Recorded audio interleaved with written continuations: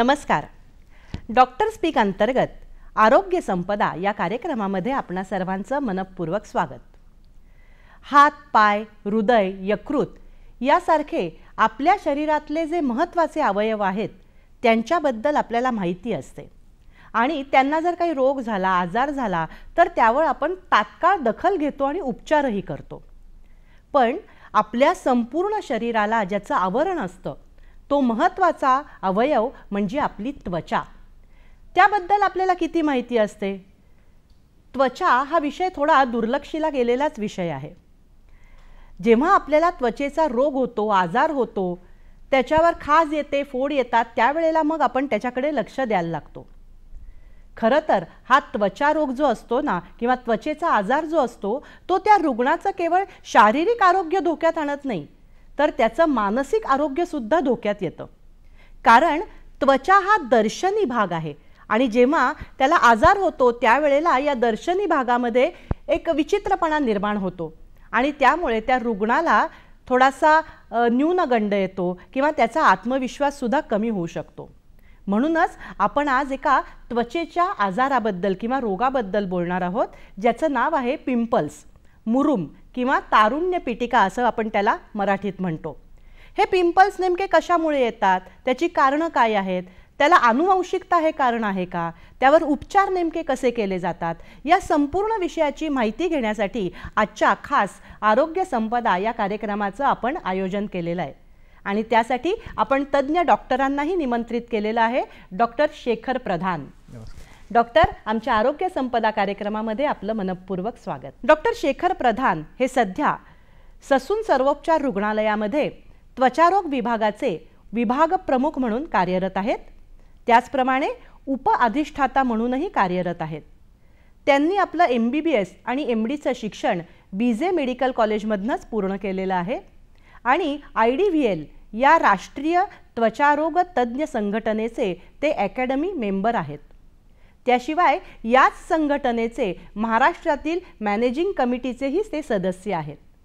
आत्तापर्यंत राष्ट्रीय आणि आंतरराष्ट्रीय जर्नल्समध्ये त्यांचे सुमारे 31 पेपर्स हे प्रकाशित झालेले आहेत आणि आज आपण त्यांच्याकडून पिंपल्स या त्वचारोगाविषयी माहिती घेणार आहोत. आपल्या मूळ विषयाकडे वळण्याआधीच मला एक प्राथमिक प्रश्न विचारायचा आहे, तो असा की त्वचा म्हणजे नेमकं काय आणि त्वचेचे जे हे थर आहेत त्याच्याबद्दल आपण माहिती देऊ शकाल का? स्किन जी आहे it is the largest organ of the body. म्हणजे त्वचा जी आहे, बाकीचे जे अवयव असतात आपल्याला लंग्स माहिती आहेत, लिव्हर माहिती आहे, किडनीज माहिती आहेत, ब्रेन माहिती आहे, पण त्वचा जी आहे ही आपली सर्वात मोठं अवयव हे आपल्या शरीरातील आहे. अगदी शरीरातील वजन जरी घेतलं तर त्याचे 16 ते 20% वजन हे त्वचेचे असते. त्याच्यामुळे त्वचेला खरंच तेवढं महत्त्व देणं गरजेचं आहे. अगदी त्याची जर पसरण जरी आपण केली तरी ते साधारण 2 मीटर स्क्वेअर एवढा एरिया हा त्वचेने व्यापला जातो. तर त्वचेचे आपण जर आवरण बघितलं तर त्याचं जेव्हा आपण हिस्टोपॅथचं सेक्शन घेतो तर त्वचेचे आपल्याला लेयर्स दिसून येतात. सगळ्यात वरती असतं त्याला एपिडर्मिस म्हणतो, त्याच्या खाली डर्मिस असतात आणि त्याच्या खाली सबक्युटेनियस टिश्यू किंवा ॲडिपोस टिश्यू असं म्हणतात. तर सर्वात वरती जे एपिडर्मिस आहे त्या एपिडर्मिसमध्ये आपल्याला 4 वेगवेगळे लेयर्स आपल्याला दिसून येतात. त्याच्यामध्ये सर्वात खाली आहे ते स्ट्रॅटम बेझल, त्याच्यावरती स्ट्रॅटम स्पायनोझम, स्ट्रॅटम ग्रॅन्युलोझम आणि सर्वात वरती जे आहे ते स्ट्रॅटम कॉर्नियम. तर ही जी स्किनची जी रचना आहे एपिडर्मिसमधली त्याच्यातले मॅक्सिमम पेशी 90% पेशी ह्यांना केरॅटिनोसाइट्स असं म्हटलं जातं. आणि सर्वात वरची जी लेयर आहे स्ट्रॅटम कॉर्नियम ही जी आहे दिस इज अ डेड स्किन किंवा त्याला आपण केरॅटिन असं म्हणतो. तर जेव्हा पण आपली त्वचेची वाढ होत असते, स्किन सेल्स पेशी जे आहेत ते मल्टिप्लाय होत असतात, तेव्हा ते स्ट्रॅटम बेझल जे सगळ्यात खालच्या थरापासून ते वरच्या थरापर्यंत स्किन पेशी हे मायग्रेट होत असतात. तर हे मायग्रेशन जे आहे त्याला आपण skin transition, epidermal transition time असं म्हणतो. तर एपिडर्मल ट्रान्झिशन कोणतीही पेशी जेव्हा स्ट्रॅटम बेझलमधनं स्ट्रॅटम कॉर्नियमपर्यंत जायला साधारण 14 दिवस लागतात आणि पुढचे 14 दिवस स्ट्रॅटम कॉर्नियमपासून ते बॉडीच्या बाहेर शेड होण्याकरिता लागतात. म्हणजे साधारण 28 ते 30 दिवस this is the called as a transition time. आणि हे जे मल्टिप्लिकेशन हे होत असतं हे जनरली स्ट्रॅटम बेझल म्हणजे सगळ्यात लोअर मोस्ट जे झोन आहे दॅट इज स्ट्रॅटम बेझल या ठिकाणी पेशींचं मल्टिप्लिकेशन होत असतं. तर त्याच्यामध्ये काही स्टेम सेल्स पण असतात ज्याच्यामध्ये हे मल्टिप्लिकेशन कंटिन्युअस प्रोसेस असते. कारण की जशी त्वचेचे काही पेशी बाहेर जातात तसं नवीन पेशी उत्पन्न होण्याची पण तेवढीच गरज असते. ज्या पद्धतीने त्वचा आहे किंवा गॅस्ट्रोइंटेस्टिनल ट्रॅक्ट म्हणतो आपण तिथे सुद्धा स्किनचे हे मल्टिप्लिकेशन होत असतं. काही टिश्यूज असे असतात की ज्याच्यामध्ये मल्टिप्लिकेशन होत नाही, जसे आपले मसल टिश्यू असेल, न्यूरॉन्स असतात, त्याच्यामध्ये कधीच रिजनरेशन होत नाही. तर this is the very peculiar about the skin. आणि ही जी मल्टिप्लिकेशन प्रोसेस आहे ही generally it takes every 17 to 18 days. म्हणजे एखादी पेशी मल्टिप्लाय किती दिवसांनी होते, तर 17 ते 18 दिवसांनी होत असते. आणि साधारण हे जे मल्टिप्लिकेशन आहे हे होण्यासाठी त्यांना 50 ते 400 तास एवढा जनरली पिरियड असतो, ज्याच्यामध्ये ते 4 वेगवेगळ्या सायकल्स, ज्याला आपण मायटोसिस म्हणतो, तर एम फेज असेल, G1 फेज असेल, एस फेज असेल, G2 फेज असेल, तर ह्या फेसेसमधनं ह्या गोष्टी जाऊन स्ट्रॅटम बेझल पासून स्ट्रॅटम स्पायनोझम, तिथून स्ट्रॅटम ग्रॅन्युलोझम आणि स्ट्रॅटम कॉर्नियम, आणि शेवटी ते शेड ऑफ होतात. तर त्याला आपण सेल सायकल टाइम आणि सेल ट्रान्झिशन टाइम हे महत्त्वाचं म्हणतो. आणि ह्या एपिडर्मिसच्या खाली जे आपल्याला दिसून येतं that is a dermis. So dermis is a main, it produce and main infrastructure. तर त्या डर्मिसमध्ये मेन गोष्टी असतात त्या म्हणजे इलास्टिक फायबर्स आणि फायब्रोब्लास्ट. तर ह्या ज्या मेन गोष्टी आहेत ते इन्फ्रास्ट्रक्चर देतात त्या स्किनच्या स्ट्रक्चरसाठी. आणि त्याच डर्मिसमध्ये जे सर्वात महत्त्वाचं आहे केसांची मुळं त्या ठिकाणी दिसून येतात आपल्याला. त्याचप्रमाणे तिथे शिरा दिसून येतात, त्याच्यापर्यंत नसं पण तिथे त्या एरियामध्ये आपल्याला दिसून येतात. आणि त्याच्या खाली जे सगळ्यात खालचं लेअर आहे that is called as a सबक्युटेनियस layer किंवा सबक्युटेनियस फॅट टिश्यू आपण जे म्हणतो. तर ही अशी 3 लेवल्समध्ये ही संरचना आहे, ज्याच्यामध्ये सर्वात महत्त्वाचा भाग आहे तो एपिडर्मिस आहे. आणि सांगण्यासारखं असं आहे की त्वचा ही सगळीकडे असतेच, त्याच्यामध्ये ग्लॅब्रस आणि नॉन ग्लॅब्रस म्हणजेच काय, तर ग्लॅब्रस म्हणजे प्रत्येक ठिकाणी त्वचेवरती आपल्याला केस दिसून येतात, पण असे विशिष्ट 2 ठिकाणी आहेत जिथे केस नसतात, ते म्हणजे आपले तळहात आहेत आणि तळपाय आहेत.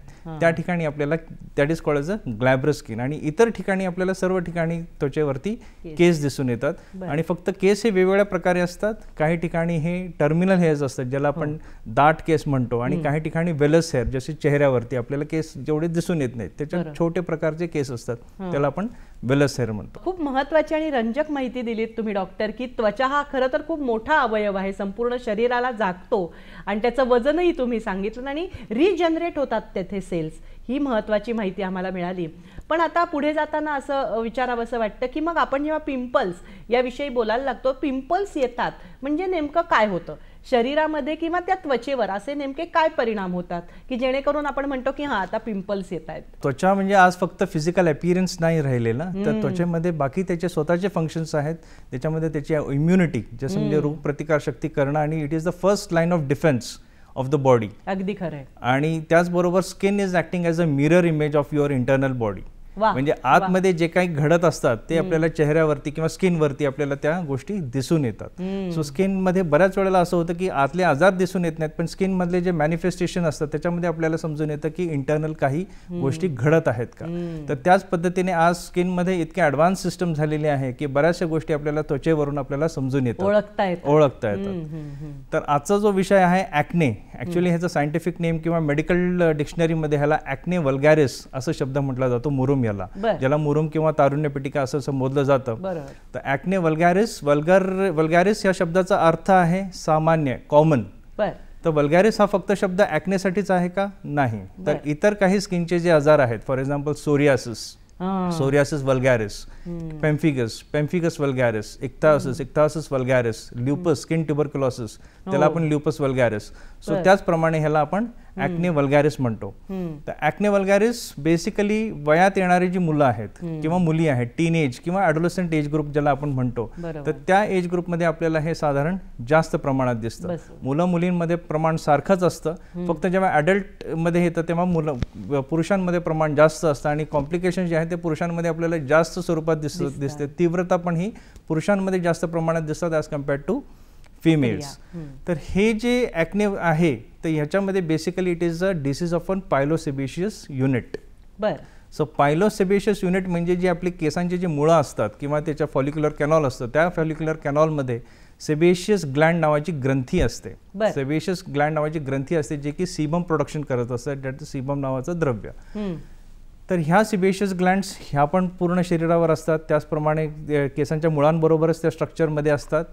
त्याचप्रमाणे ते पाम्स अँड सोल्समध्ये दिसून नसतात. तर आपण बघतो की पिंपल्स किंवा हे जे मुरुम आपण म्हणतो, ॲक्ने म्हणतो, हे जनरली आपण फेसवरती जास्त दिसून येतात, चेहऱ्यावर जास्ती दिसतात. पण याचा अर्थ असा आहे का नाही, तर सेबेशियस ग्लँड सर्व भागावरती आहे, मग फक्त फेसवरच का? तर सेबेशियस ग्लँड जे आहेत त्याचं जे प्रमाण फेसवरती असेल, mid chest area, shoulders, upper back या ठिकाणी त्यांची संख्या जास्त असते. तर जवळजवळ 400 ते 800 सेबेशियस ग्लँड्स एका सेंटीमीटर स्क्वेअरमध्ये असतात. आणि बाकीच्या ठिकाणी जे आहे हातावरती किंवा पायावरती it is less than 100 per centimetre square. त्याच्यामुळे या ठिकाणी जास्त दिसून येतात. त्याच पद्धतीने सेबेशियस ग्लँड्स या ज्या ग्रंथी असतात त्यांची सायझेस काही मोठे असतात, काही लहान असतात. तर जनरली मोठे जे आहेत ते लहान केस जे असतात, आपण ज्याला वेलस हेअर म्हणतो, चेहऱ्यावर जे दिसून येतात त्याच्याबरोबर ते जास्त असोसिएटेड असतात.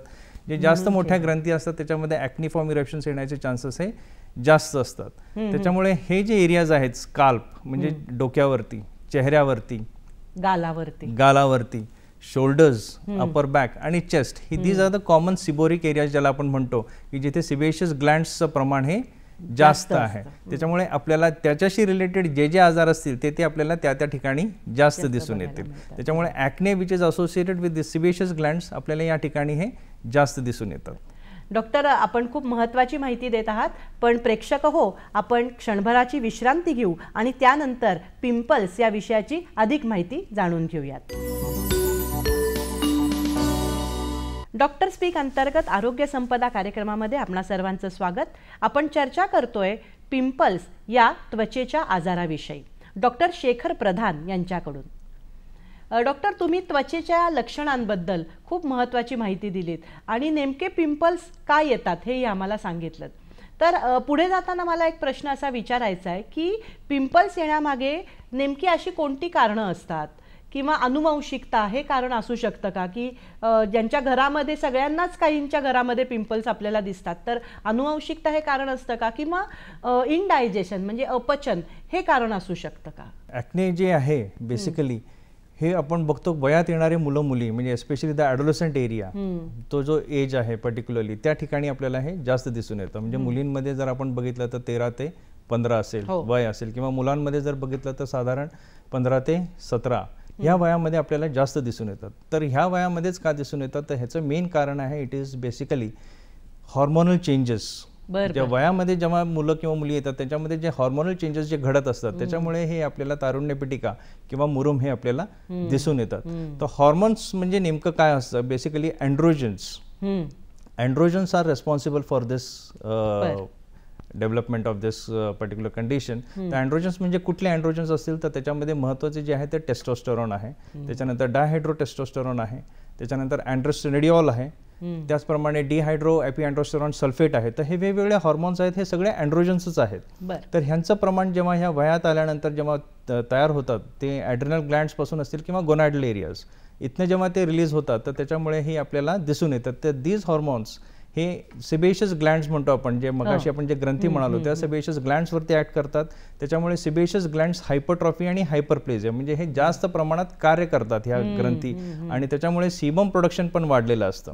तर हे सर्वात महत्त्वाचं कारण आहे हॉर्मोन्सचं जे आपण म्हणतो. पण त्याच पद्धतीने कधी बऱ्याच वेळेला आपण टेस्ट पण करतो आणि त्याच्यामध्ये आपल्याला असं दिसून येतं की हॉर्मोनल लेवल्स वाढलेले नाही आहेत. मग अशा वेळेला काय होतं, अशा वेळेला there is something called as an androgen receptors, म्हणजे जे ॲक्च्युअली हॉर्मोन्स ज्या ठिकाणी त्या सेबेशियस ग्लँड्समध्ये ज्या रिसेप्टर्सवरती ॲक्ट करतात ते जास्त सेन्सिटिव्ह असतात. म्हणजे नॉर्मल हॉर्मोनल लेवल्स सुद्धा ते हायपर रिॲक्टिव्ह असतात. त्याच्यामुळे त्यांच्यामध्ये हे जास्त सेबेशियस ग्लँड्सची ॲक्टिव्हिटी आपल्याला दिसून येते.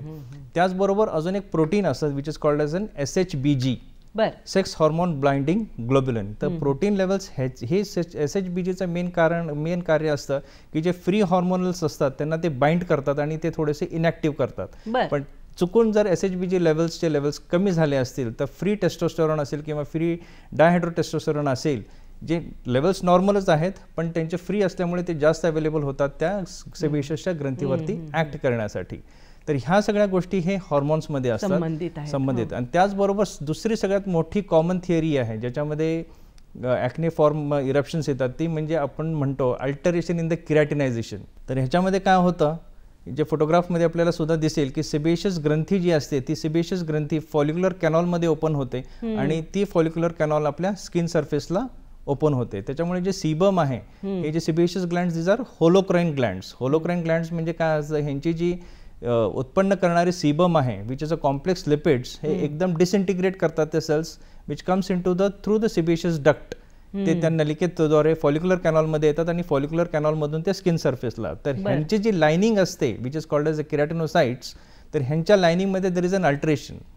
तर ह्या लाइनिंगमध्ये अल्टरेशन, तर हे अल्टरेशन कशामुळे होऊ शकतं, either because of this hormones होऊ शकतं, किंवा there is a third theory which is called as an infection by bacteria, जीवाणू इन्फेक्शन. त्याच्यामध्ये main is 2 things. One is propionibacterium acnes, त्याच्यानंतर प्रोपिओनोबॅक्टेरियम ग्रॅन्युलारिस, आणि तिसरं आहे ते स्टॅफिलोकोकल एपिडर्मायडिस.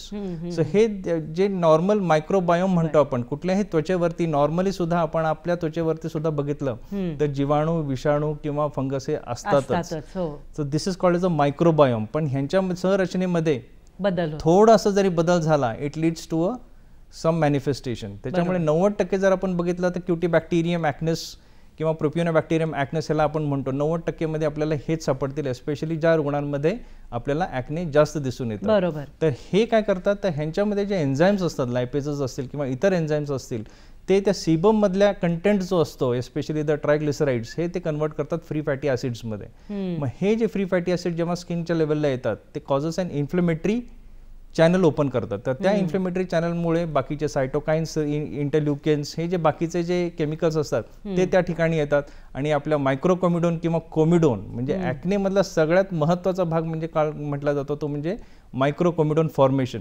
तर हे comedone formation it blocks the follicular canal. म्हणजे फॉलिक्युलर कॅनॉल जिथे ओपन होतं स्किन सरफेसला, त्या ठिकाणी बंद करून टाकतो, ज्याच्यामध्ये केराटिन आणि हे बॅक्टेरिया ह्यांचा सगळ्यांचा समावेश असतो. आणि मग हे बंद झाल्यानंतर पुढचं जे सिबेशियस ग्लँडचं जे सेक्रेशन आहे ते अकोमुलेट तर होतच राहणार आहे, सेक्रेशन होतच राहणार आहे, आणि मग तिथले ते सुजन याला सुरुवात होते.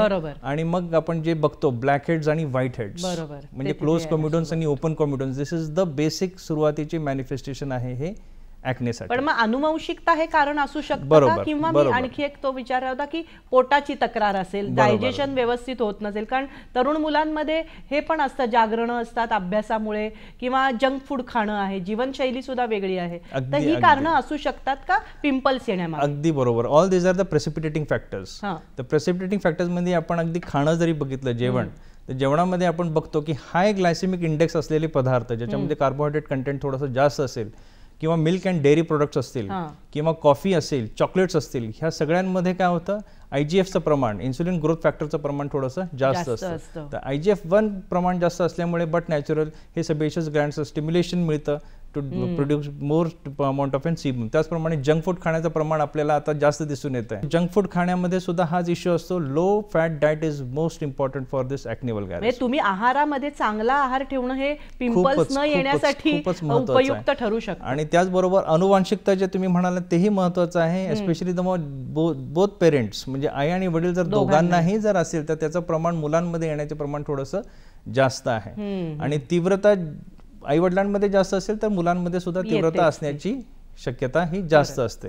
आणि त्याचबरोबर आपण बसतो स्ट्रेस सुद्धा तेवढाच महत्त्वाचा भाग आहे. ताण, मानसिक तणाव, अगदी म्हणजे मुलं जेव्हा परीक्षेच्या काळामध्ये जेव्हा रात्री नाईट्स जागरण करून अभ्यास करत असतात, तेव्हा लगेच त्यांना 2 ते 3 दिवसात जाणून येते की पिंपल्स आपल्या चेहऱ्यावरती. बरोबर आहे. अगदी आज म्हणजे कॉर्पोरेट सेक्टरमध्ये किंवा ह्या वर्ल्डमध्ये एक सिंगल पुळी जरी आपल्याला चेहऱ्यावर आली तरी आपल्याला ऍक्सेप्ट होत. ही लक्षणं आता त्वचेवर नेमकी कशी दिसतात? पिंपल्सचे फोड आणि इतर कुठल्या त्वचेच्या रोगामुळे किंवा आजारामुळे येणारे फोड, याच्यामध्ये काय नेमका फरक असतो? पिंपल्सचे फोड वेगळे कसे ओळखायचे? तर ही लक्षणं नेमकी काय असतात पिंपल्सची? पिंपल्स किंवा ॲक्ने जे आपण म्हणतो, तर त्याच्यामध्ये बेसिकली आपण जे मगाशी म्हणालो मायक्रोकोमिडोन किंवा कोमिडोन फॉर्मेशन, त्याच्यामध्ये ओपन कोमिडोन्स आणि ब्लॅक हेड्स आणि व्हाईट हेड्स आपल्याला तसे ते दिसून येतात. पहिले ब्लॅक हेड्स आणि व्हाईट हेड्स. येस. त्याचमध्ये पिल्सबरी असतील आणि शेली असतील. इन 1956 त्यांनी 1956व्या साली ॲक्नेचे ग्रेड्स कसे करावे हे त्यांनी त्यावेळेला फायनल केलं होतं. तर ग्रेड 1, ग्रेड 2, ग्रेड 3 आणि ग्रेड 4 4 प्रकारचे ग्रेड्स असतात ॲक्नेमध्ये. ग्रेड 1 मध्ये काय असतं तर फक्त आपल्याला हेड्स दिसतात, ब्लॅक हेड्स आणि व्हाईट हेड्स, कोमिडोन्स ज्याला आपण म्हणतो. आणि ओकेजनली आपल्याला पॅप्युल्स दिसून येतात. पॅप्युल्स म्हणजे काय, हे सॉलिड एलिव्हेशन असतात above the skin surface. Skin colour असू शकतात किंवा फोड सारखे स्किन कलर असू शकतात किंवा रेड असू शकतात. त्याच्यानंतर ग्रेड 2 मध्ये कोमिडोन्स पण असतात, पॅप्युल्स पण असतात. ओकेजनली आपल्याला पश्चुल्स म्हणजे पस भरलेले छोटेसे फोड आपल्याला दिसून येतात. पांढरटसर पिवळसर किंवा पांढरटसर फोड आपल्याला दिसून येतात, पश्चुल्स. ग्रेड 3 मध्ये ह्या सगळ्या गोष्टी दिसतात. त्याच्याबरोबर आपल्याला दिसतात ते म्हणजे नोड्यूल्स, थोड्याशा मोठ्या प्रमाणात गाठी आपल्याला दिसून येतात, गाठींचं प्रमाण येतं. आणि चौथा जो ग्रेड आहे ज्याच्यामध्ये नोड्यूल्स आणि ह्या कोमिडोन्स असतातच, त्याबरोबर सिस्ट हे पण तयार होतात, जे की ट्रू सिस्ट नसतात ॲक्नेच्या पेशंट्समध्ये. तर हे मॅनिफेस्टेशन्स आपल्या चेहऱ्यावरती असेल, शोल्डर्स वरती, अपर बॅक, चेस्ट एरियावरती आपल्याला ह्या गोष्टी दिसून येतात. चेहऱ्याच्या जास्त भागात आपण तो जास्ती बघतो असं तर म्हणतोच, पण काहींना कमी प्रमाणात असतात, काहींना जास्ती प्रमाणात असतात. तर याच्या मागची काय नेमकी याच्या मागची कारण अनुवांशिकता असू शकते. तर कमी प्रमाणात जे आहे त्याच्यामध्ये तेवढं अनुवांशिकता दिसून येत नाही, कारण की आज आपण बघतो ॲक्ने जे इतकं कॉमन आहे, म्हणजे 80 ते 90% तरुण वयात आपल्याला ते दिसून येतात. त्याच्यामुळे it is not this one. पण ज्या ठिकाणी आपल्याला तीव्रता जास्त दिसते त्याच्यामध्ये most of the times either of the parents, आई किंवा वडिलांमध्ये आपल्याला त्याचं प्रमाण जास्त दिसून येऊ शकतं. जर आपण हिस्ट्री आपण त्या पालकांना किंवा ह्यांना विचारली तर आपल्याला ते दिसून येतं. डॉक्टर, तुम्ही महत्त्वाची माहिती देतच आहात आणि पुढेही देणार आहात, पण तत्पूर्वी घेऊयात क्षणभराची विश्रांती.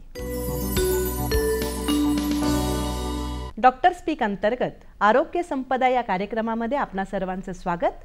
आपण चर्चा करतोय डॉक्टर शेखर प्रधान यांच्याशी की या पिंपल्सचे काही प्रकार असतात का, त्याच्या शरीराच्या कोणत्या अवयवावर येतात यानुसार किंवा त्याच्या तीव्रतेनुसार असे काही त्याचे प्रकार पडतात का? तर आपण मगाशी डिस्कस केल्याप्रमाणे ॲक्नेचे जे आहेत ते 4 वेगवेगळे ग्रेड्स असतातच, आणि त्याचप्रमाणे त्याचे काही वेगवेगळे प्रकार सुद्धा असतात. की अगदी आपण ॲक्ने कॉस्मेटिका किंवा ॲक्ने पोमेड ॲक्नेज म्हणजे आपण बरेचसे वेळेला बघतो की बरेच व्यक्ती हे कॉस्मेटिक्स वापरत असतात, सौंदर्य प्रसाधने वापरत असतात किंवा क्रीम्स वापरत असतात, नाईट क्रीम्स वापरत असतात. तर त्याच्यामधलं जे ऑइलचं प्रमाण जास्त असेल तर हे जे आपले फॉलिक्युलर ओपनिंग्स असतात तर ते सुद्धा ब्लॉक होऊ शकतात, आणि अशा केमिकल्समुळे किंवा अशा कॉस्मेटिक्समुळे ॲक्नेचं प्रमाण हे जास्त असू शकतं. हे लक्षात ठेवलं पाहिजे विशेषतः स्त्रियांनी की सौंदर्य प्रसाधनं वापरताना त्याचा परिणाम नेमका आपल्या चेहऱ्यावर किंवा शरीरावर काय होतं, त्वचेवर. बरोबर, जे आपल्याला जास्त सूट होतात ते वापरणं जास्त गरजेचं आहे. मॉइश्चरायझर्स वापरायलाच पाहिजे, असं नाही की मॉइश्चरायझर वापरू नका, पण आपल्याला कुठल्या पद्धतीचं, आपली स्किन टाईप कुठली आहे, ऑइली स्किन आहे, ड्राय स्किन आहे, त्या पद्धतीने आपल्याला त्या पद्धतीचं मॉइश्चरायझर्स किंवा व्यवस्थित वापरणं गरजेचं आहे. त्याच्यानंतर सनस्क्रीन्स पण वापरले जातात. तर सनस्क्रीन सुद्धा आपल्या स्किनच्या सूट होईल अशा पद्धतीचे नॉन कोमिडोजेनिक सनस्क्रीन्स सुद्धा अवेलेबल असतात, ज्यांचे स्किन ऑइली असतात किंवा जे अगदी स्विमिंगला पण जातात. तर अगदी वॉटरप्रूफ सुद्धा काही सनस्क्रीन्स आता मार्केटमध्ये अवेलेबल आहेत. त्याच पद्धतीने ॲक्ने मेकॅनिका पण म्हणतो. ॲक्ने मेकॅनिका म्हणजे काय होतं की बऱ्याच वेळेला काही व्यक्तींना अननेसेसरी स्किन रब करायची त्यांची थोडीशी सवय असते. तर चेहऱ्यावरती नेहमी हात फिरवायचा आणि थोडंसं रब करायचं, घासल्यासारखं करतात, आणि मग त्याच्यामुळे परत ते डक्टल जी ओपनिंग आहे ती क्लोज होऊ शकते, आणि त्याच्या असल्या पेशंट्समध्ये सुद्धा आपल्याला थोडंसं दिसून येतं. त्याच पद्धतीने ॲडल्ट ॲक्ने, आता जनरली आपण म्हणतो की वयाच्या 13 ते 15 या वर्षी सुरू होतात, पण कधी कधी हे ॲक्ने हे सेल्फ लिमिटिंग असतात. बरोबर, म्हणजे हे उशिरा 20s किंवा अर्ली 30s पर्यंत हे पिंपल्स आपोआप जाऊ शकतात. पण जर हे परसिस्टंट राहिले त्याच्या पुढे सुद्धा, तेव्हा मग आपल्याला थोडंसं बाकीच्या गोष्टी बघणं गरजेचं आहे की हॉर्मोनल कॉज तरी नाहीये. या आपण प्रत्येक पिंपल्स किंवा ॲक्नेच्या पेशंटमध्ये काय आपण ब्लड टेस्ट करत नाही, कारण हॉर्मोनल असे करायची गरज नाहीये, because it is a physiological. Most of the 80 to 90% मध्ये दिसून येतात. पण काही अशी लक्षणं असतात की ज्याच्यामध्ये खरंच आपल्याला हॉर्मोनल असे करायची गरज आहे. तर याच्यामध्ये सगळ्यात महत्त्वाचं की ज्याच्यामध्ये परसिस्टंट ॲक्ने काही रुग्णांमध्ये किंवा काही व्यक्तींमध्ये राहतात त्या ठिकाणी आपल्याला बघणं गरजेचं आहे. त्याचबरोबर दुसरं इज ॲडल्ट ॲक्ने, म्हणजे 13 ते 20 मध्ये कधीच ॲक्ने आले नाहीत, एकदम 25च्या नंतर एकदम पिंपल्स सुरू झाले, तर त्यावेळेला सुद्धा आपल्याला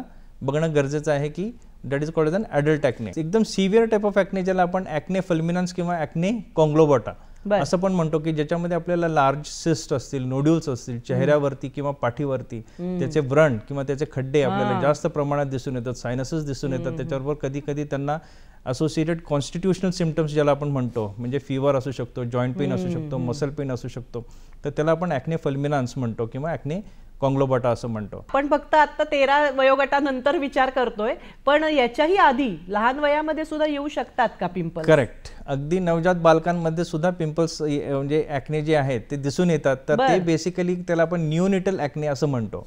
तर न्यूनेटल ॲक्ने जे आहे ते मातेपासून ड्युरिंग डिलिव्हरी बाळाला मॅटर्नल अँड्रोजन्स जे असतात ते जेव्हा ट्रान्समिट होतात त्या मॅटर्नल अँड्रोजन्समुळे त्या बाळाला नवजात बालकांना सुद्धा ते आपल्याला दिसून येतात. त्याच पद्धतीने इन्फंटाईल ॲक्ने म्हणजे निओनेटल जे सुरुवातीचे आपण महिना म्हणतो 28 दिवस, पण तेच कधी कधी 1 वर्षापर्यंत राहू शकतात, त्याला आपण इन्फंटाईल ॲक्ने असं म्हणतो. तर तेच हार्मोन्स थोडेसे जास्त काळामध्ये त्या नवजात बालकामध्ये राहू शकतात. त्याच पद्धतीने 50च्या नंतर जे ॲक्ने येतात त्यांना आपण असं सिनाईल ॲक्ने म्हणतो. जे ओल्ड एज मध्ये येतात. 50 नंतरही पिंपल्स येतात, नॉट सो कॉमन, पण येऊ शकतात, त्याला आपण सिनाईल ॲक्ने असं म्हणतो. आणि त्याच पद्धतीने ट्रॉपिकल ॲक्ने म्हणजे एस्पेशली जे गरम हवामानात काम करतात, बरोबर, इंडस्ट्रीज असतील किंवा मग फर्नेसेस मध्ये जे काम करतात जिथे, किंवा फूड इंडस्ट्रीमध्ये जिथे प्रिपेअर केलं जातं फूड, तर त्या ठिकाणी उष्ण भागामध्ये उष्ण असते की त्यामध्ये स्वेटिंग जास्त होतं आणि काय होतं पायलोसेबियस ओपनिंग मध्ये ते हायड्रेशन झाल्यामुळे त्या ठिकाणी ते ब्लॉक होतात. तर ह्याला म्हणतात आपण साधारण असल्या पेशंट्स मध्ये सुद्धा येतं, त्याला म्हणतात ट्रॉपिकल ॲक्ने. आणि त्याच पद्धतीने एक ॲक्ने एक्सकोरी पण प्रकार आहे. तर ॲक्ने एक्सकोरी मध्ये काय होतं, जनरली मुलींमध्ये जास्त कॉमनली दिसलं जातं की काही थोडंसं सेटबॅक बसतात चेहऱ्यावरती, आपलं 1-2 मुरुम आले किंवा थोडंसं सेटबॅक किंवा थोडंसं डिप्रेशन मध्ये असतो, आणि आपण ज्या क्षणी त्याची सुरुवात होते ॲक्नेची, आपण लगेच नखाने त्याचा काढायचा प्रयत्न करतो किंवा ते सुईने टोचलं जातं आणि ते फोडायचा प्रयत्न केला, तो पस बाहेर काढायचा. ह्या गोष्टी अजिबात करायच्या नाहीयेत. आज इतकी सुंदर ट्रीटमेंट अवेलेबल आहे, तर अशा नखाने किंवा फिजिकली काढायची काहीच गरज नाहीये. So that is called an acne excoriee. त्याच्यामध्ये मग ते नखाने काढल्याचे व्रण येतात, मग त्याचे पोस्ट इन्फ्लेमेटरी हायपर पिगमेंटेशन म्हणजे त्याचे डाग जास्त दिसून येतात. तर हे कॉम्प्लिकेशन्स आपल्याला त्या ठिकाणी जास्त दिसून येतात. पिंपल्समुळे चेहरा तर खराब दिसतोच, पण तुम्ही जसं सांगितलं की खांदे, छाती किंवा पाठीचा वरचा भाग यामध्ये सुद्धा पिंपल्सचं प्रमाण जास्ती असतं. तर या व्यतिरिक्त आणखी काही शारीरिक लक्षणं किंवा परिणाम आपल्याला दिसतात का? फोड हे जनरली कॉमन प्रेझेंटेशन आहे, अगदीच रेअरली, म्हणजे आपण म्हणतो तसं 20 ते 25% लोकांमध्येच आपल्याला ॲक्ने कॉन्ग्लोमेटा किंवा ॲक्ने फल्मिनम सारखे सिव्हिअर टाईप आपल्याला दिसून येतात. आणि त्याचबरोबर ॲक्नेचे काही सिंड्रोम्स असतात, काही साहा सिंड्रोम म्हणून आहे, सॅफो सिंड्रोम म्हणून आहे, पापा सिंड्रोम म्हणून, असे काही सिंड्रोम्स असतात ज्याच्यामध्ये ॲक्ने बरोबर बाकीच्या इतर गोष्टी सुद्धा आपल्याला दिसून येतात. आणि त्याचबरोबर स्त्रियांमध्ये, मुलींमध्ये आपल्याला PCOS, polycystic ovarian syndrome, which is very commoner nowadays, तर ह्याचे सुद्धा लक्षणं आणि हॉर्मोनल इम्बॅलन्समुळे आपल्याला हे दिसून येतं. त्याच्यामुळे PCOS हे आपल्याला रूल आउट करणं बऱ्याच वेळेला गरजेचं असतं, जेव्हा त्याचं पिंपल्सचं प्रमाण किंवा ॲक्नेचं प्रमाण हे जास्त प्रमाणात असतं. पण आता आपण शारीरिक आरोग्याबद्दल बोलतोय, जसं मी मगाशी म्हटलं की त्वचा ही असा भाग आहे की जो दर्शनीय आहे, तो आपल्याला दिसतो, आणि त्यामुळे त्वचेला काही झालं, त्वचेचा काही आजार असला, रोग असला की तो पटकन लोकांच्या नजरेला येतो. आणि मग हे असे व्रण, जसे तुम्ही म्हटलात फोड आहेत, काही बाबतीत पस येतो त्यातनं, की खाजवल्याने ते फुटले की आणखी त्यावर वाईट दिसायला लागतं, व्रण येतात. तर हे सगळं दर्शनी भागात दिसल्याने त्या माणसाच्या शारीरिक आरोग्यावर तर परिणाम होतोच, पण मानसिक स्वास्थ्यही मला असं वाटतं त्याचं थोडंसं बिघडत असेल. त्याबद्दल तुम्ही काय सांगाल? आज म्हणजे मुलीच नाही तर मुलांमध्ये मुलं सुद्धा खूप अवेअर झालेली आहेत, त्यांनाही आता एकही पुळी त्यांना चेहऱ्यावरती चालत नाही. बरोबर. त्याच्यामुळे काय होतं, तर बऱ्याच मुलं मुलींमध्ये डिप्रेशन, नैराश्य दिसून येतं. त्याच पद्धतीने अँझायटी, नर्वसनेस, सोशल ह्याच्यापासून ते थोडंसं लांब राहायचा प्रयत्न करतात. आपल्या मित्रपरिवार असेल किंवा आपले नातेवाईक असेल तिथे सुद्धा ते जाण्याचं टाळतात. Low self esteem, low self confidence, म्हणजे आपल्या स्वतःचा जे आत्मविश्वास जो आहे तोही कमी होतो.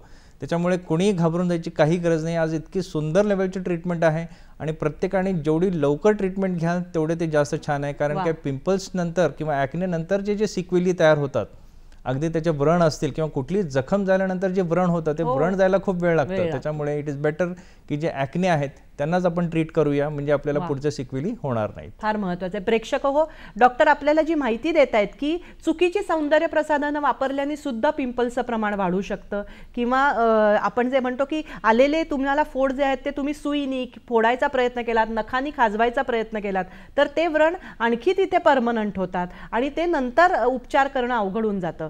पण रुग्णाच्या मानसिक आरोग्यासाठी आपण लवकरात लवकर डॉक्टरांकडनं त्याचा उपचार करून घेणं महत्त्वाचं आहे. याविषयी आपण माहिती घेणारच आहोत, पण तत्पूर्वी घेऊयात क्षणभराची विश्रांती.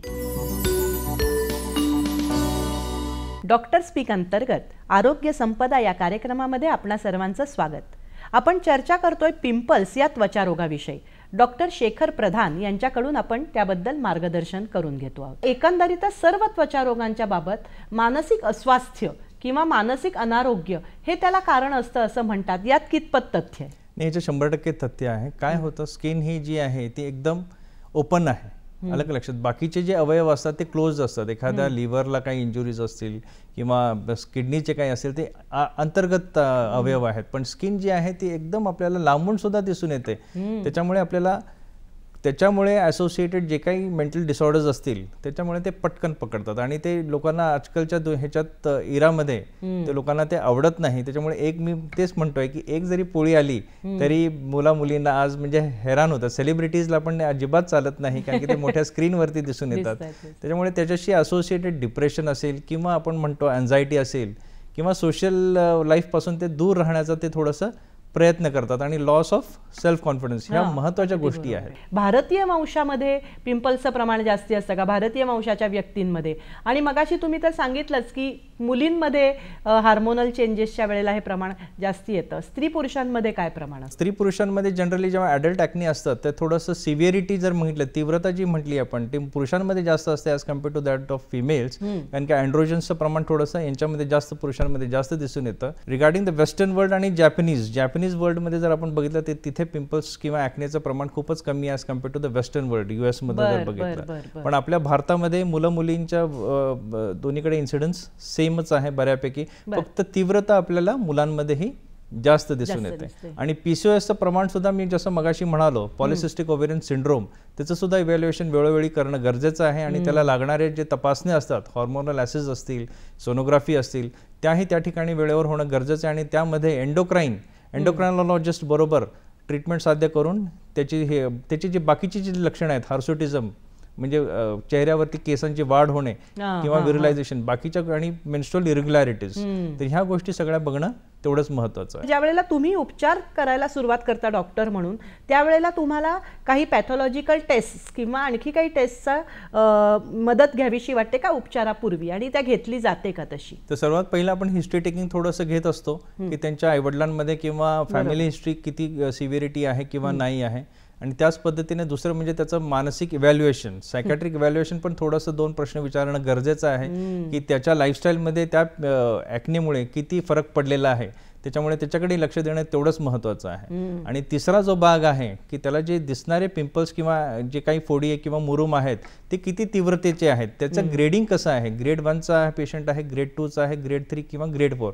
कारण की ह्या ग्रेड प्रमाणे आपण साधारण त्यांची ट्रीटमेंट जी आहे, उपचार पद्धती आहे, ती थोडीशी बदलत असतो. तर अगदीच ग्रेड 1 किंवा ग्रेड 2 असतील तर त्याच्यामध्ये आपल्याला फार सुंदर स्वरूपाचे आपल्याकडे आज क्रीम्स किंवा मलम उपलब्ध आहेत, जेल्स ज्याला आपण म्हणतो. त्याच्यामध्ये टॉपिकल अँटीबायोटिक्स असतील किंवा टॉपिकल रेटिनॉइड्स, रेटिनॉइड्स म्हणजे सिंथेटिक विटॅमिन ए अॅनालॉग्स आहेत. हे ॲक्नेचे बरेचसे जे ट्रीटमेंटचे जे क्रीम्स असतात ते जेल फॉर्म्युलेशन मध्ये असतात. कारण की इट इज मोर युजफुल, कारण की ऑलरेडी चेहरा हा ऑइली झालेला असतो. बरोबर. पण म्हणजे उपचार करताना बाह्य उपचार आणि अंतर्गत उपचार असे 2 प्रकार करतात, आणि त्याच्यात तुम्ही जेव्हा बाह्य उपचार करताय तेव्हा ही जेल्स किंवा लोशन्स तुम्ही देता. बरोबर. जेव्हा तीव्रता कमी असते तर तेव्हा फक्त बाह्य उपचाराने उपयोग होऊन जातो. पण जेव्हा जर तीव्रता जास्त असेल, म्हणजे ग्रेड 3 असेल किंवा ग्रेड 4 असेल, तेव्हा मग आपल्याला पोटातून देणारी औषधं पण त्यांचा उपयोग करून घ्यावा लागतो. बरं. तर बाह्य स्वरूपामध्ये जे आपण जेल्स म्हणालो त्याच्यामध्ये टॉपिकल रेटिनॉइड्स असतील तर त्यांचा खरंच उपयोग होतो की ते प्रत्येक ठिकाणी, म्हणजे जे आपण अल्टरेशन इन द केराटिनायझेशन जे म्हणालो मगाशी, किंवा सेबेशियस ग्रंथीवरती डायरेक्टली ॲक्ट करतात, त्यांची साईज कमी करतात, त्यांचं सीबम प्रोडक्शन जे आहे, जे सीबम जे नॉर्मली ज्याच्यामध्ये 50% हे फ्री फॅटी ॲसिड्स आणि ट्रायग्लिसराइड्सचं जे प्रमाण आहे ते सुद्धा त्यांना जसं पाहिजे त्या पद्धतीने करतात. सीबम प्रोडक्शन पण कमी करतात. त्याच्यामुळे हे जे टॉपिकल रेटिनॉइड्स आहेत हे अगदीच रिसेंटच्या काळातल्या ह्या गोष्टी आलेल्या आहेत. आणि जुन्या ज्या आहेत टॉपिकल अँटीबायोटिक्समध्ये अगदी क्लिंडामायसिन म्हणून जे आहे, क्लिंडामायसिन जेल असेल, क्लॅरिथ्रोमायसिन जेल असेल, नॅडिफ्लॉक्सासिन जेल असतील किंवा मिनोसायक्लिन जेल असतील, तर ह्या बऱ्याचशा ठिकाणी आता आपल्याला वापरायला ऑप्शन्स आहेत. बरं बरं. म्हणजे बाह्य उपचारांमध्ये आपल्याला डॉक्टरांच्या सल्ल्याने जी काही लोशन्स आहेत, जेल आहेत, त्याचा वापर करून घेणं सहज शक्य आहे. पण हे सगळे क्रीम्स आणि जेल्स जे आहेत हे डॉक्टरांच्या सुपरविजन मध्येच करणं गरजेचं आहे. तर हे जे स्टेरॉइड क्रीम्स असतात त्याच्यामुळे ॲक्ने होण्याचं प्रमाण हे अजून जास्त असतं. कारण की ड्रग इंड्यूस्ड ॲक्ने जे आपण म्हणतो, कुठल्या औषधांमुळे सुद्धा हे होऊ शकतं. तर त्यामध्ये अॅनाबॉलिक स्टेरॉइड्स असतील तर अॅनाबॉलिक स्टेरॉइडमध्ये आज आपल्याला बघतो की जिममध्ये जाणारी जी मुलं असतात तर त्या जिमच्या काही प्रोडक्ट्समध्ये will have to be careful की त्याच्यामध्ये काही अॅनाबॉलिक स्टेरॉइड नाही आहे ना, किंवा व्हे प्रोटीन्स त्यांना दिले जातात त्यांच्या शरीराची डेव्हलपमेंट करण्यासाठी. शॉर्ट पिरियडमध्ये काही मुलांना फार बॉडी हां, तर त्याच्यामध्ये काही अॅनाबॉलिक स्टेरॉइड्स किंवा हे असतात त्याच्यामुळे सुद्धा ॲक्निफॉर्म इरप्शन्स येऊ शकतात. आणि बाकी काही अजून मेडिसिन्स असतात जसे की फॉर एक्झाम्पल आयसोनियाझिड असेल किंवा मग स्टेरॉइड्स असतील, फेनिटॉइन असतील, ह्या औषधांमुळे सुद्धा ड्रग इंड्युस्ड ॲक्ने हे आपल्याला दिसून येतं. डॉक्टर, आपण हे सगळं बाह्य उपचारांच्या बद्दल बोलतोय की जे त्याची तीव्रता कमी आहे म्हणून आपण बाह्य लोशन लावून किंवा जेल लावून होण्यासारखं आहे. पण आता जेव्हा तीव्रता जास्ती असते आणि तुम्ही जसं म्हटलात की मग अंतर्गत आत पोटात देण्यासारखी काही गोळ्या औषधं असतात, तर त्याबद्दल सांगा ना. तर बाह्यरुग्णाचं जस्ट एक लाईन ॲड करतो की याच्यामध्ये काय होतं, बेन्झॉल पेरॉक्साईड असेल किंवा टॉपिकल अँटीबायोटिक्स किंवा टॉपिकल रेटिनॉइड्स हे आपण लावत असताना असं ताप कसं आपल्याला 7 दिवसात ताप येतो आणि निघून जातो, तर ह्याच्यामध्ये असं होत नाही ॲक्नेमध्ये. तर त्याच्यासाठी आपल्याला पेशंटला एज्युकेट करणं गरजेचं आहे की आपल्याला नेमकं काय आहे, कशामुळे आहे आणि ह्याची ट्रीटमेंट साधारण किती वेळ चालू शकते. अगदी महत्त्वाचं आहे. तर ह्याचं बऱ्याच वेळेला असं दिसून येतात की बरेचसे पेशंट्स एका डॉक्टरकडे जातात, काहीतरी क्रीम मिळालेली असते त्यांना ते लावतात आणि 4 दिवसात म्हणतात मला काहीच रिझल्ट्स नाही आहे. So this is not the way, कारण की इंटरनल जे चेंजेस असतात, हॉर्मोनल जे चेंजेस असतात त्यामुळे ते झालेल्या गोष्टी असतात. तर आपण हे क्रीम्सने वरती अँटीबॅक्टेरियल लावतो किंवा टॉपिकल रेटिनॉइड जे लावतोय त्याच्याने आपल्याला रिझल्ट्स येतात, पण ते साधारण ग्रॅज्युअली येत असतात. So it will require a period of about 4 to 6 weeks. बरोबर. त्याला आपण 4 ते 6 आठवडे देणं, कालावधी देणं गरजेचं आहे. उतावीळपणा करून ती ट्रीटमेंट अर्धवट सोडणं हे काही योग्य नाही. So compliance is most important. याच्यामध्ये ज्या पद्धतीने इन्स्ट्रक्शन्स दिलेले आहेत त्या पद्धतीने ते फॉलो करणं हे याची मेन लाईन आहे. बरोबर. आणि त्याच पद्धतीने जेव्हा त्याची तीव्रता ग्रेड 3 असेल किंवा ग्रेड 4 असेल तेव्हा मग त्याबद्दल आपण बोलूच यात. डॉक्टर, तुम्ही बाह्य उपचारांबद्दल सांगत होतात, आपण अंतर्गत उपचारांबद्दल बोलूच यात, पण तत्पूर्वी घेऊयात क्षणभराची विश्रांती. डॉक्टर स्पीक अंतर्गत आरोग्य संपदा या कार्यक्रमामध्ये आपणा सर्वांचं स्वागत. आपण चर्चा करतोय पिंपल्स, त्याची लक्षणं आणि त्यांच्या उपचारांविषयी डॉक्टर शेखर प्रधान यांच्याशी. डॉक्टर, तुम्ही बाह्य उपचार काय कसे करायचे हे सांगितलं, पण आता अंतर्गत उपचारांबद्दल माहिती द्या ना. जेव्हा ॲक्नेची तीव्रता साधारण ग्रेड 3 असेल किंवा ग्रेड 4 असेल तेव्हा मग आपण जनरली पोटातून देणारी औषधं आपण सुरू करत असतो. तर याच्यामध्ये काही ओरल अँटीबायोटिक्स असतात, जसे की एरिथ्रोमायसिन असेल, ॲझिथ्रोमायसिन असेल. मी नावं याच्यासाठी जस्ट सांगतोय की कोणी नावं ऐकून स्वतःहून सुरू करण्यात घेऊ नका, पण डॉक्टरांच्या सुपरविजनमध्येच घ्या, कारण की कुठल्या औषधांचे कुठले साईड इफेक्ट्स असेल हे तुम्हाला कळणार नाही. त्याच पद्धतीने डॉक्सिसायक्लिन, टेट्रासायक्लिन असेल, मिनोसायक्लिन असेल, तर ह्या वेगवेगळ्या प्रकारच्या ओरल अँटीबायोटिक्स आहेत. त्याच पद्धतीने एक सर्वात महत्त्वाचं औषध निघालेलं आहे, that is called as an isotretinoin, म्हणजे which is called as an oral retinoids. Sir isotretinoin ही खरंच ह्याने रिव्होल्युशनाइज केलेलं आहे ॲक्नेच्या ट्रीटमेंटमध्ये. तर साधारण हे आपण 0.5 to 2 milligram per kg per day या डोसने आपण ती गोळी सुरू करत असतो. It is a category x drug. Category x drug हे माहिती असणं गरजेचं आहे, because it is having a teratogenic effect. Teratogenic effect म्हणजे काय असतं साधारण, तर गरोदर मातेने जर चुकून ह्या गोळ्या घेतल्या तर त्याच्या होणाऱ्या बाळाला काही लिम्ब डिफेक्ट्स किंवा काही डिफेक्ट्स होऊ शकतात. त्याच्यामुळे ह्या गोळ्या ज्या आहेत ह्या कॅटेगरी एक्स ड्रग्ज आहेत.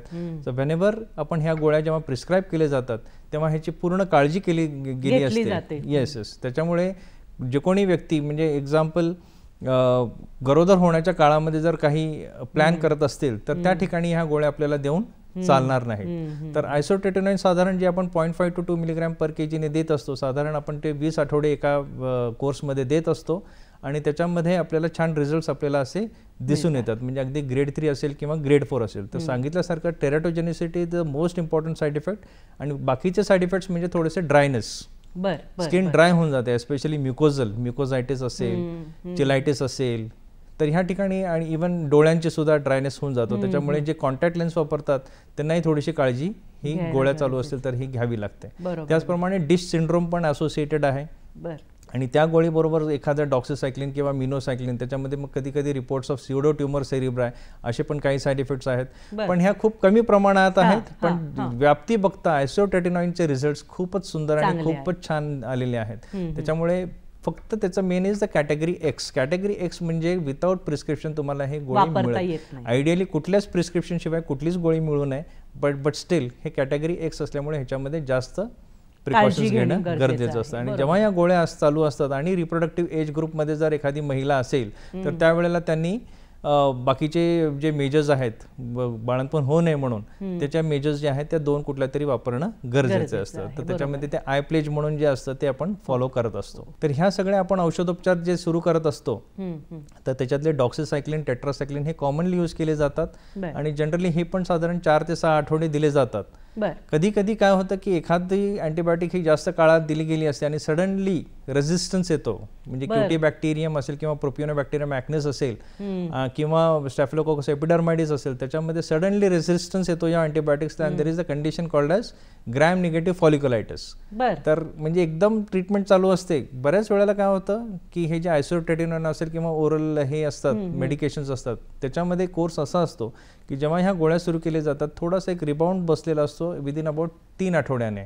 तर हे पण सुरुवातीला पेशंटला एज्युकेट करणं गरजेचं आहे आणि जे आपण ट्रीटमेंट चालूच ठेवल्यानंतर ते आपोआप सेटल होतात. पण कधी कधी काय होतं, मी जसं म्हणालो मगाशी, gram negative folliculitis is a different entity. म्हणजे सडनली ट्रीटमेंट चालू होते, पेशंट छान रिस्पॉन्स करतोय, 2 महिने 1 महिना झाला आणि सडनली एकदम त्याला लिजन्स आले, खूप सारे फोडे आलेत, खूप सारे पुरळ आले, तर त्याला आपण ग्रॅम निगेटिव्ह फॉलिक्युलायटिस, तर त्याची सुद्धा ट्रीटमेंट आपण छान अँटीबायोटिक्स देऊन कव्हर करता येतं. बरोबर. तर मग सांगण्याचा हेच हेतू असा आहे की थोडीशी ट्रीटमेंट लांब चालते आणि ती करून घेणं गरजेचं आहे. बरोबर. तर ह्याच्या व्यतिरिक्त हॉर्मोनल ट्रीटमेंट ही तेवढीच महत्वाची आहे. म्हणजे जसं आपण म्हटलं की स्पेसिफिक लक्षणं जर असतील, प्री मेन्स्ट्रुअल एक्झासर्बेशन असेल किंवा मग सडनली अडल्ट ऑनसेट म्हणजे अगदी 25 किंवा 30 नंतर एकदम ॲक्ने सुरू झालेत, आधी नव्हते, तर ह्या ठिकाणी आपण हॉर्मोनल ॲसेस करतो आणि त्या पद्धतीने ते आपण ट्रीटमेंट सुरू करतो. त्याच्यामध्ये साधारण अँटी अँड्रोजन्स, मी नावं जस्ट सांगतो, स्पायरोनोलॅक्टोन असेल, फ्लुटामाइड असेल किंवा मग ओसिपिल्स, कंबाईंड ओसिपिल्स असतात, त्या पण कधी कधी ह्या याच्यामध्ये वापरले जातात.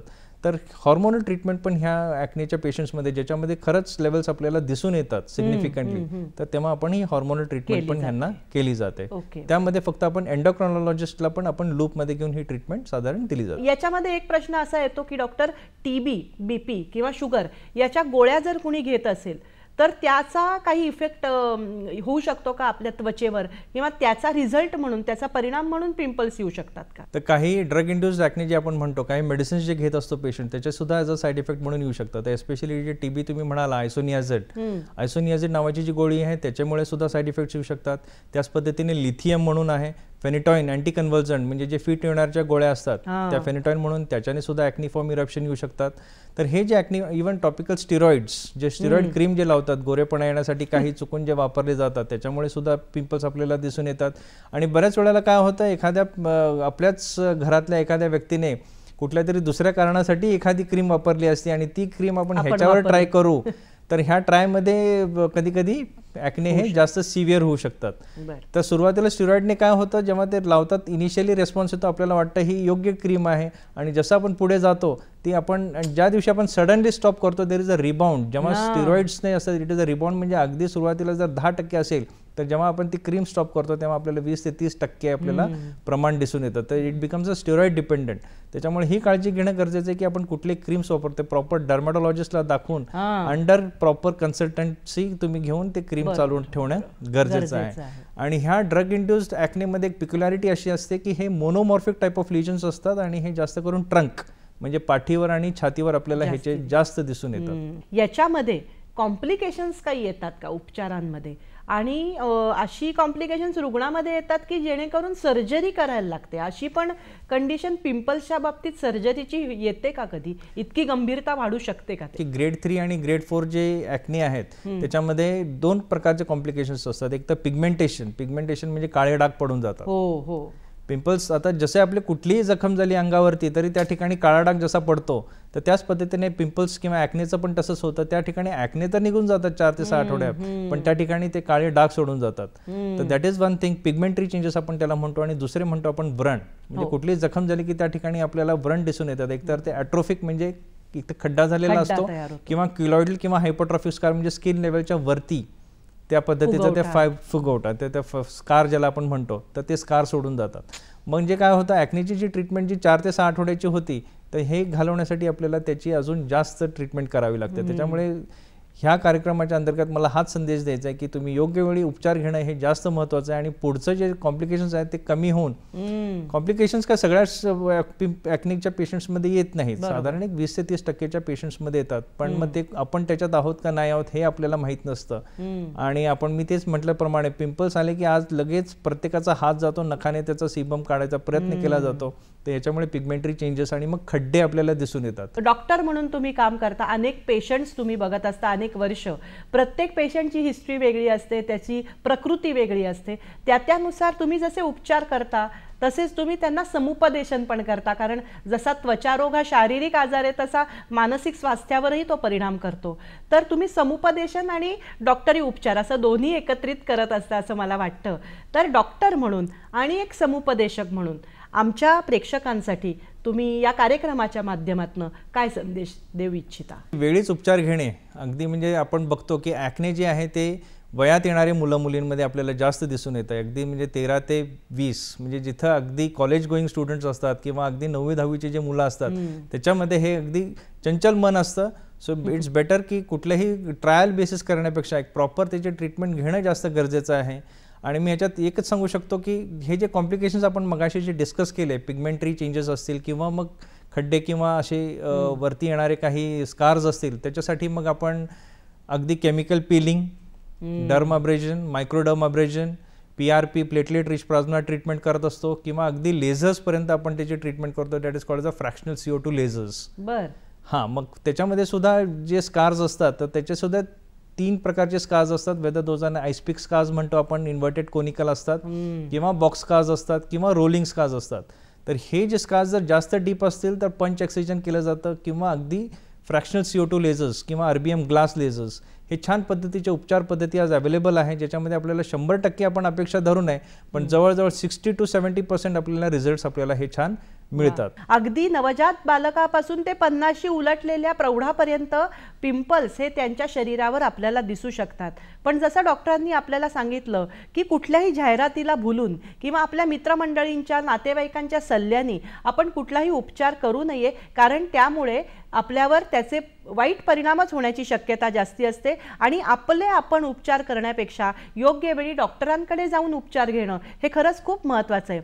आणि त्यांनी हेही सांगितलं की तुमच्या मानसिक स्वास्थ्यावर सुद्धा हा रोग हा परिणाम करत असतो. त्यामुळे अत्याधुनिक तंत्रज्ञान म्हणजे लेझरसारखं तंत्रज्ञान आता हे व्रण काढण्यासाठी उपयोगी आहे, तर त्या अत्याधुनिक तंत्रज्ञानाचा सुद्धा आपण वापर करून घेऊ शकतो. आणि जेणेकरून या संपूर्ण म्हणजे पोटात घेण्याची औषधं असोत, जेल असो, लोशन असो, या सगळ्या उपचारांच्या माध्यमातून आपण हे पिंपल्स जे आपल्या शरीरावर आलेले आहेत ते नष्ट करू शकतो, बऱ्याच अंशी बऱ्याच प्रमाणात नष्ट करू शकतो. फक्त या सगळ्याला डॉक्टरी सल्ल्याची अतिशय महत्त्वाची गरज आहे.